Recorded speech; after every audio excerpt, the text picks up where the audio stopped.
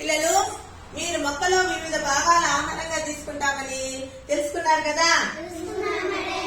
ఇప్పుడు ఇక్కడ కొన్ని కూరగాయలు, ఆకుకూరలు అన్ని పెట్టున్నాను. వీటిల్లో మీరు మొక్కలో ఏ భాగం తీసుకుంటామో చెప్పాలి, సరేనా? ఒక్కొక్కరు లేచి చెప్పండి. ఇది కొత్తిమీర, ఇది ఆకు, ఇది అల్లం, ఇది వేర్లు, ఇది ముల్లంగి, ఇది వేరు, ఇది సూర్యకాంతపు గింజలు, ఇది గింజలు, ఇది పీచికాయ, ఇది కాయ.